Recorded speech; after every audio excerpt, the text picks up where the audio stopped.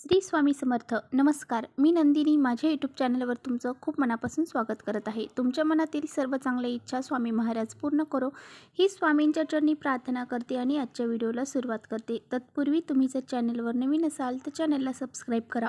त्याचबरोबर शेजारचं जे bell आयकॉनचं button आहे ते प्रेस करा, जेणेकरून मी जेव्हा नवीन व्हिडिओ अपलोड करेन त्याचं नोटिफिकेशन तुम्हाला मिळेल आणि तुम्ही एकही व्हिडिओ मिस करणार नाही. तर चला करूया व्हिडिओला सुरुवात. उद्या आहे कार्तिकी एकादशी. तर उद्या गुरुवार देखील आलेला आहे. तर पहा, उद्या आपल्याला संध्याकाळी धने आणि गुळाचा महाउपाय करायचा आहे. तर हा उपाय कसा करायचा आहे, कुठे करायचा आहे याबद्दलची सर्व माहिती मी तुम्हाला व्हिडिओमध्ये देणार आहे. त्यामुळे व्हिडिओ कुठेही स्किप न करता शेवटपर्यंत नक्की बघा, जेणेकरून तुमच्यापर्यंत योग्य ती माहिती पोहोचली जाईल. तर पहा, आपण हा धने आणि गुळाचा महाउपाय जर केला तर आपल्या घरामध्ये पैशाच्या अडचणी ह्या दूर होतील. त्याचबरोबर माता लक्ष्मी साक्षात आपल्याला दर्शन देईन इतका हा प्रभावशाली उपाय आहे. म्हणजेच काय की माता लक्ष्मी आपल्या घरामध्ये प्रवेश करेन आणि ती अखंड स्वरूपामध्ये आपल्या घरामध्ये राहील आणि आपलं नशीब चमकेल. तर असा हा अत्यंत प्रभावशाली उपाय आजच्या व्हिडिओत शेअर करणार आहे. उद्या बघा गुरुवार आहे आणि उद्या गुरुवार हा भगवान श्री हरी विष्णूंचा वार आहे. तर पहा, गुरुवार आलेला आहे, त्याच दिवशी एकादशी सुद्धा आलेली आहे. हा खूप मोठा योगायोग आहे आणि या दिवशी आपल्याला भगवान श्री हरी विष्णू यांच्यावरती अभिषेक देखील करायचा आहे. तर या दिवशी पहा, भगवान श्री हरी विष्णूंची आपल्याकडे मूर्ती असेल तर त्यावरती आपल्याला पाण्याने पंचामृताने अभिषेक करायचा आहे. जर आपल्याकडे भगवान श्री हरी विष्णूंची मूर्ती नसेल तर प्रत्येकाच्या घरामध्ये लड्डू गोपाल हा असतोच. मग त्या लड्डू गोपालवरती आपल्याला अभिषेक करायचा आहे आणि अभिषेक करताना आपल्याला ओम नमो भगवते वासुदेवाय नमः या मंत्राचा जप देखील करायचा आहे. आपल्याला काय करायचं आहे तर आपल्याला पिवळी मोहरी जी आहे तर ती सुद्धा आपल्याला आपल्या पूर्ण घरामध्ये प्रत्येक कोपऱ्यामध्ये आपल्याला अशी ठेवून द्यायची आहे, ज्यामुळे आपल्या घरात जी काही नकारात्मक शक्ती असेल तर ती सुद्धा नष्ट होऊन जाईल. बघा, श्री हरी विष्णूंवरती आपण अभिषेक केल्याच्या नंतर तो आपण 11 वेळा करायचा आहे आणि केल्याच्या नंतर त्यांना आवडणारे जे काही पिवळ्या कलरची फुलं आहेत किंवा मग पिवळ्या कलरचा जो फळं असतील, पहा केळी असेल तर असे हे नैवेद्य आपल्याला त्यांना दाखवायचं आहे. पिवळ्या कलरची त्यांना आवडणारी फुलं, झेंडूची फुलं असू द्या किंवा शेवंतीची पिवळी फुलं आपल्याला श्री भगवान विष्णूंवरती अर्पण करायची आहे. अशी श्री भगवान विष्णूंची जर आपण सेवा आपल्या घरामध्ये केली तर आपल्या घरामध्ये लक्ष्मीसुद्धा आपल्या घरामध्ये अखंड स्वरूपात नांदेल. कारण जिथे भगवान श्री हरी विष्णूंची सेवा उपाय होतात त्या घरामध्ये माता लक्ष्मी ही नक्कीच वावरत असते. तर अशा प्रकारे आपल्याला अशा अभिषेक करून त्यांना आवडणारी जी पिवळ्या कलरची फळं आहेत तर ती अर्पण करायची आहेत. त्याचबरोबर बघा, तुळशी मातेची सुद्धा आपल्याला या दिवशी विशेष अशी सेवा करायची आहे. तुळशी मातेची या दिवशी आपण पानं तोडायचे नाही.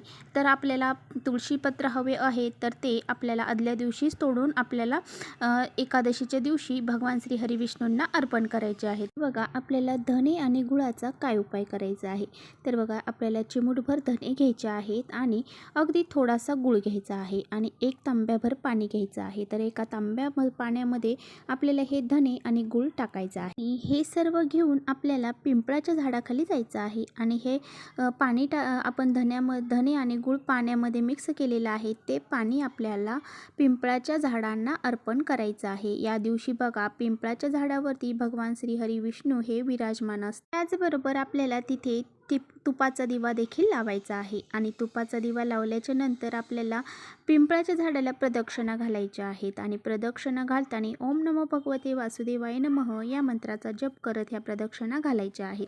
तर अशा प्रकारे आपल्याला हा उपाय करायचा आहे. आता बघा, आपण जो दिवा प्रज्वलित करतो ना, तर तो दिवा प्रज्वलित करताना त्याखाली एखादं पान ठेवावं किंवा मग तांदूळ ठेवावे किंवा फुलांच्या पाकळ्या ठेवाव्यात किंवा मग आपल्याला शक्य असेल तर मग प्लेट ठेवली तरी चालेल. परंतु त्याखाली काही ना काही आसन दिव्याखाली आपल्याला ठेवायचं आहे आणि त्यानंतरच दिवा हा प्रज्वलित करायचा असतो. जर दिवा आपण असाच प्रज्वलित केला तर तो भूमीला समर्पित होतो. त्यामुळे आपल्याला दिवा प्रज्वलित करण्या अगोदर खाली अशा प्रकारे तांदूळ, फुले किंवा मग पानांचं आसन द्यायचं असतं. बघा, दिवा आपण ठेवल्याच्या नंतर जेव्हा आपण हा दिवा तुम्ही लावणार आहात तर तुम्हाला जर तुपाचा दिवा लावणं शक्य नसेल तर मग तुम्ही तेलाचा दिवा लावला तरी चालेल. आणि तेलाचा दिवा प्रज्वलित केल्याच्या नंतर आपल्याला हा उपाय करायचा आहे. तर ते पाणी आपल्याला पिंपळाच्या झाडाच्या प्रत्येक मुळाशी गोलाकार घालायचं आहे. आणि बघा, पिंपळाच्या झाडाच्या तिथे जवळच बसायचं आहे आणि आपल्याला ओम नमो भगवते वासुदेवाय नमः या मंत्राचा जप करायचा आहे. 108 वेळा जर तुम्ही जप केला तर अतिउत्तम, परंतु इतका वेळ तुम्हाला टाईम नसेल तर मग 11 वेळा 21 वेळा तुमच्या इच्छेनुसार तुम्ही करू शकता. अशा प्रकारे हा जप केल्याच्या नंतर आपल्याला पिंपळाचं एक पान तोडून घरी आणायचं आहे. आता बघा, ज्या काही आपल्या जीवनामध्ये पैशाच्या समस्या असतील, अडचणी असतील तर त्या नक्की दूर होतील. असा हा धने आणि गुळाचा उपाय जर आपण एकादशीच्या दिवशी म्हणजेच उद्या केला तर अशा ज्या काही समस्या आपल्याला आहेत पैशाच्या बाबतीत, लक्ष्मीच्या बाबतीत, तर ह्या सर्व समस्या सुटल्या जातील आणि आपल्या घरामध्ये लक्ष्मी माता ही प्रवेश करेन आणि घरामध्ये लक्ष्मी ही अखंड स्वरूपात नांदेल.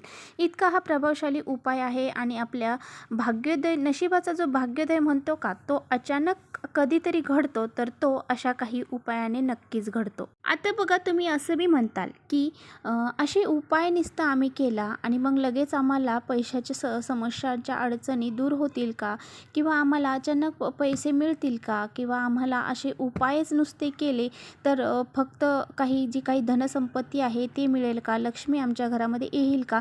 तर अजिबात नाही. आपल्याला याबरोबर कष्ट देखील करायचे आहेत, आपल्याला प्रयत्न देखील करायचे आहेत, कारण जे प्रयत्न जर आपण केले तरच आपल्याला त्याचं फळ हे या उपायामधून मिळणार आहे. जर आपण प्रयत्नच नाही केले तर मग नुसते उपाय केले तर त्याचा फायदा आपल्याला होणार नाही. त्यामुळे आपल्याला या उपायासोबतच आपले जे प्रयत्न आहेत, जे यशप्राप्तीसाठी आपण धडपड करतो, तर ती धडपड जी आहे ना, त्या धडपडीला आपल्या कुठेतरी नशिबाची साथ मिळून जाते आणि आपले हे जे काही आपण उपाय करतो तर ते यशस्वी ठरले जाते. बघा, हा उपाय केल्याने काय काय तुम्हाला फायदे होणार आहेत.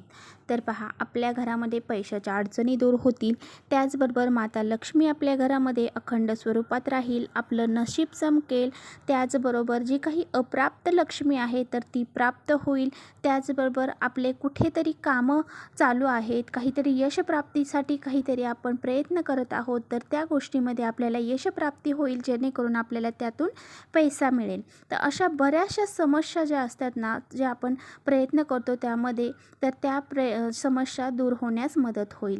इतका हा प्रभावशाली उपाय आहे, त्यामुळे उद्या हा उपाय करायला कुणीही विसरायचं नाही. तर चला, इथेच करते व्हिडिओचा एंड. व्हिडिओ आवडला असेल तर नक्की लाईक करा, चॅनलवर नवीन असाल तर चॅनलला सबस्क्राईब करा. परत भेटूया अशा छानशा व्हिडिओसोबत. तोपर्यंत श्री स्वामी समर्थ.